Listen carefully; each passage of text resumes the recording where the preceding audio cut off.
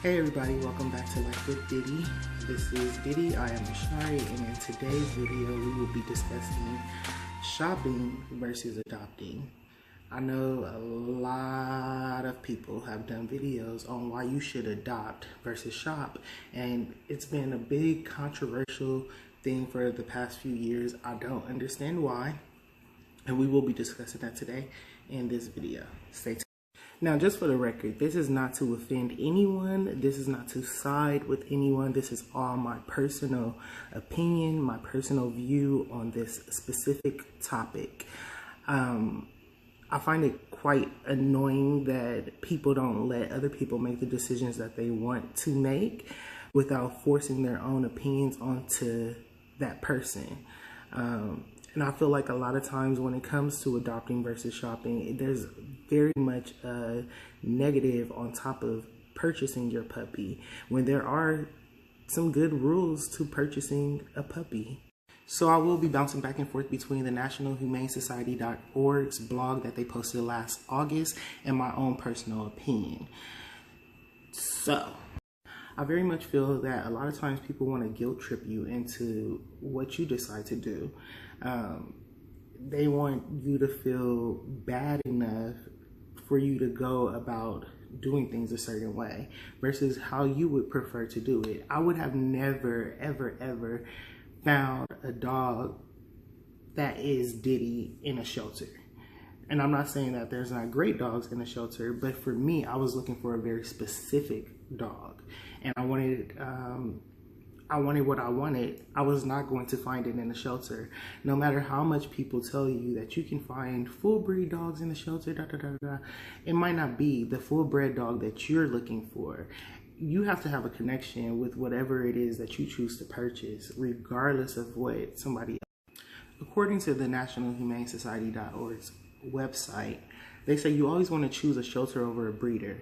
It is simply irresponsible for a breeder to produce more animals to meet a fabled demand for purebred animals when there are millions of animals living in overcrowded shelters or on the streets. So, my opinion on this is very simple. When you're looking for a dog and you want to go to a breeder, there's a certain amount of questions that you should ask before you even think any further of purchasing from that person. How often do you breed your dogs? Where do they live? Can you show me pictures? Can you show me the actual space? What does the mom and the dad look like? That's something that you should see for yourself. Also, breeders have a responsibility, an ethical responsibility. What they're trying to do is maintain the breed standard for their animals. They're trying to make sure that they take certain things and get them under control. If the animal has a certain kind of predisposed conditions, they want to make sure that they're not breeding that animal over and over and over again. Those animals turn into pet-only animals. So it is a lot that goes into breeding versus adopting and knowing where your puppy actually came from and the lineage of your puppy so that later on down the line you don't have certain genetic and health problems that become very, very expensive because you weren't aware of the lineage of your puppy. So that's my opinion. I simply feel as though if everything is done ethically, then where's the problem? They also say that adopting from a shelter saves lives. It saves 3 lives, in fact. It saves your life, your pet's life, well, your new pet's life, and the next pet that comes into the shelter. I personally have my own opinions about that. I've seen the way that animal shelters handle things, and it's almost like prison for animals. I do applaud those who do adopt animals. I have adopted a dog before in the past for someone who was elderly and had lost their dog So I do know how the whole process goes. I know how, how they do the background check.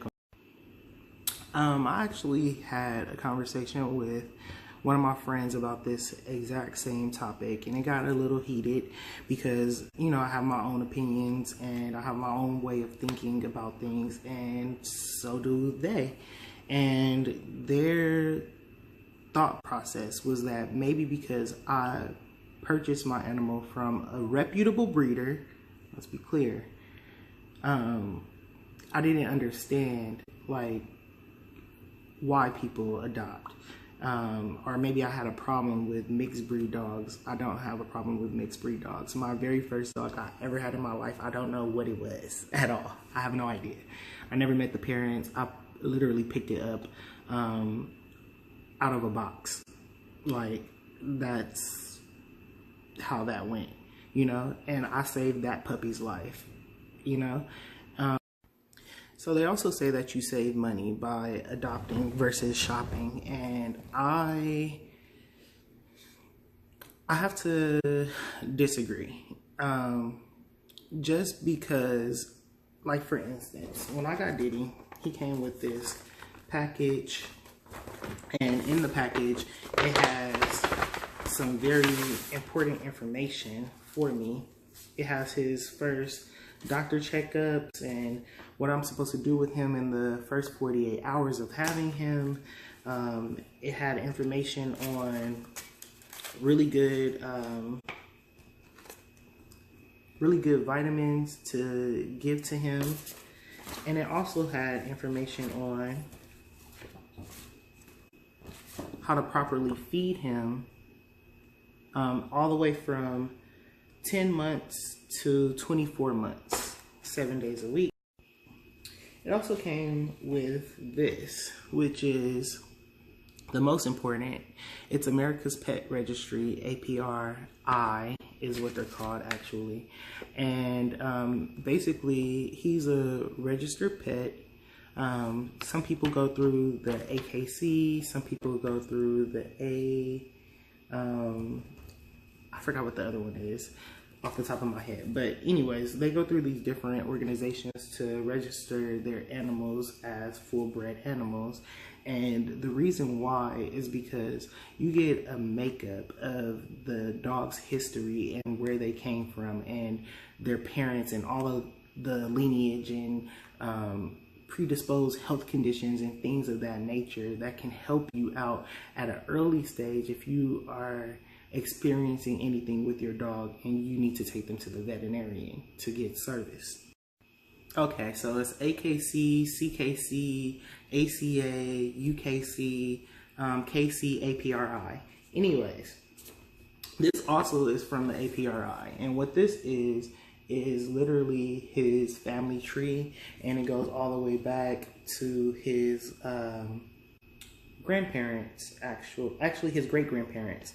So this is his dad, his mom, their parents, and then their parents' parents, all right here on this record for me. I can go on the website and find out the same information. This is something that you will not get when you buy a dog from a shelter, because you're still purchasing a dog. They call it adopting, but you're still purchasing. And they break it down to however they want to tell you that the money is going wherever they're telling you that it's going. But at the end of the day, when you take the money out of your pocket and you give it to somebody else, you're purchasing something. There's an exchange. You're exchanging your money for an item that you are purchasing. That's what you do. Like, you don't adopt fruit and vegetables from the grocery store. You purchase them. Something else that came with him is this. This is his customer pet record, well, my pet record that they sent to me from his breeder, where it gives me a breakdown of how much it cost me to purchase him in total. It also gives information on his pet breed and who his mom and who his dad is, his microchip number, because he was microchipped before I purchased him, and then also his medical record up until they actually have transferred him over to me for ownership. Then it also gives me information on their guarantee over his health, and it's a limited warranty. But just to give you a little insight, they don't even want me to take him to PetSmart. Lastly, it gives me information on what they use to vaccinate him with, the brand that they used to vaccinate him with, and why they used it. Then also another breakdown on when they gave him his dosages. So I have like a full thing of a full record of what they have done with him. I also had a limited warranty for him, where they would replace him had he been sick or was taken to the doctor and they found any predisposed medical conditions. You cannot do that with a shelter dog. Like the responsibility that you take from purchasing an animal shelter dog, that in turn might end up costing you more than what it cost me to actually purchase. In the first year of having him, let me see how much I spent. So in the first year of having him, from taking him to the vet for the first time, February 10th of 2018, to his last visit on March 18th of this year, 2019, I spent $196.74. And that was purely on him being vaccinated and making sure that he had his flea treatment and everything done.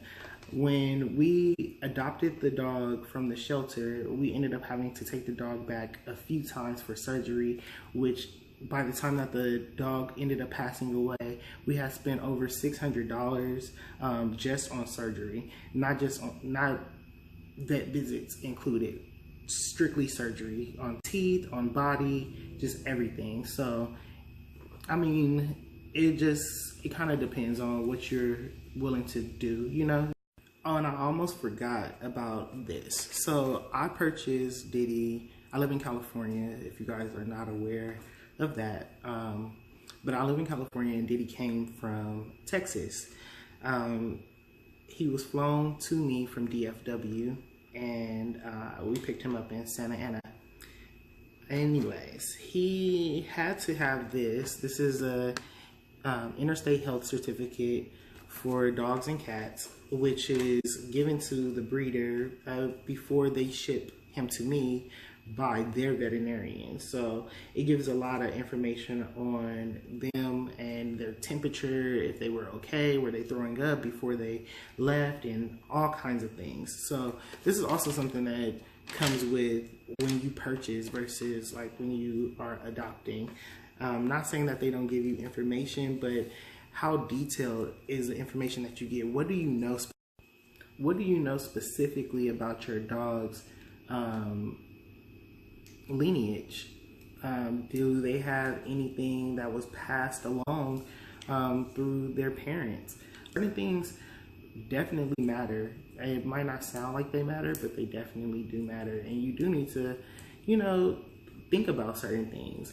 There's a difference between purchasing from a breeder and purchasing from a reputable breeder. I don't want the misconception to be out there that all breeders are bad, because that's just not true at all. I still have an open line of communication with Diddy's breeder. She's a very nice woman. She's been doing this business for over 20 years, loving animals. She has a very nice home. She keeps them in a very nice condition, and I don't think that it's fair for people to make assumptions that are not true. This next point that they bring up on the nationalhumanesociety.org's website is definitely something that I do agree with. You want to fight against puppy mills. They say a puppy mill is a breeding facility that breeds puppies for profit without regard for the welfare of the puppies. Puppy mills are run like factories, and profit is their only goal.